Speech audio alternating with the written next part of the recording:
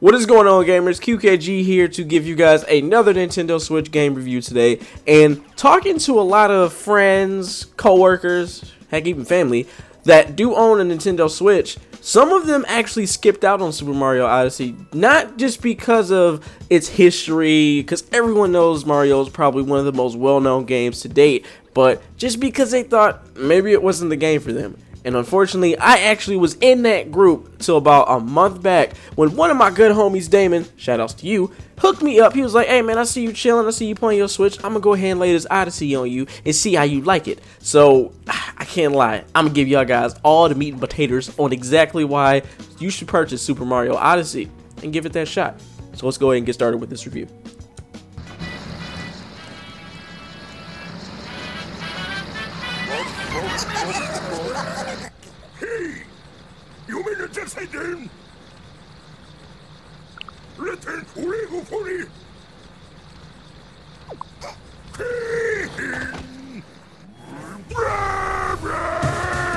So Super Mario Odyssey starts off kind of the same way it usually does. So Princess Peach is of course being captured, and of course the man Bowser, the dragon turtle thingy, whatever he is trying to make sure he can wife Peach up, but Mario of course is there to make sure he puts a stop to it. So long story short, you actually get flexed by him and you end up in this Cap Kingdom, where that's where you come along your friend Cappy, who's gonna actually add a new gameplay mechanic to the formula. So instead of you just jumping on Goombas and doing action rolls and dives and whatnot, now you're going to be using that hat to not only whack your enemies, but you're also going to be possessing them or jumping inside the enemies. They just all sound so weird. Pretty much you take control of the enemies, and now instead of a Goomba running at you and chasing you, you can turn into one and stack up a bunch of Goombas, and then you can find a little lady Goomba, you know, get that little heart or something like that. So long story short, the hat is not only just used to whack enemies, but it's also used to take control of them as well.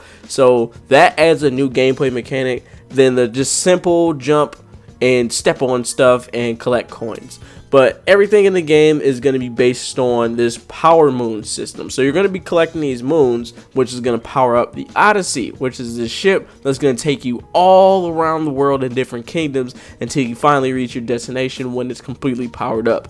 Now, don't worry, this is a Mario game. So at first, I think it takes around like over 100 and some odd moons to complete the game. You'll know when you get to the end.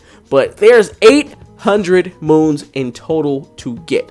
So just because it has like a lot of empty slots for the moons that are on that level, that doesn't mean that's all the moons that are on that level. If you keep exploring, you get rewarded. And then also with that cap, he can also do more moves. So you can end up doing like a quadruple jump. You can jump, throw your hat, dive on your hat, then jump up and then throw your hat on some other enemy that you can take control of, and boom, you just reach new heights that you were not able to reach in past Mario games.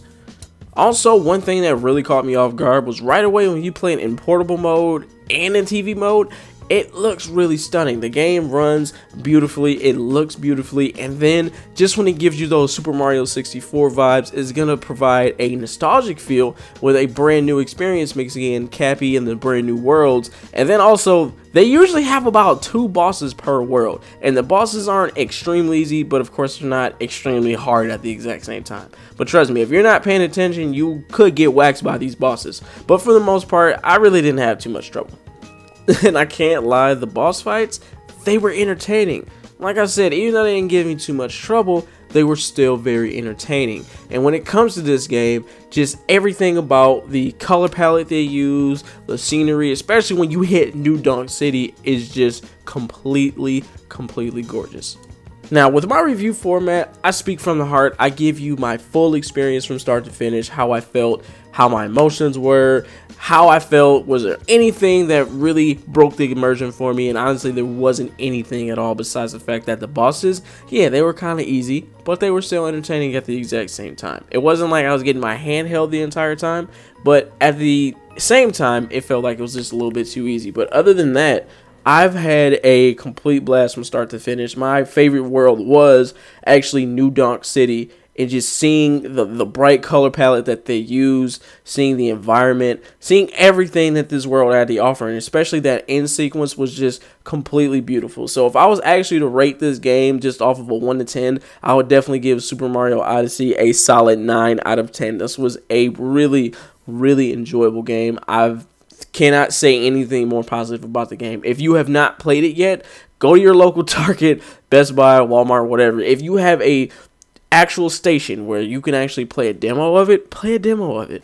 You'll enjoy the game. The game's overall start to finish timeline and story and just overall experience with the game, the flow was just crisp and clean.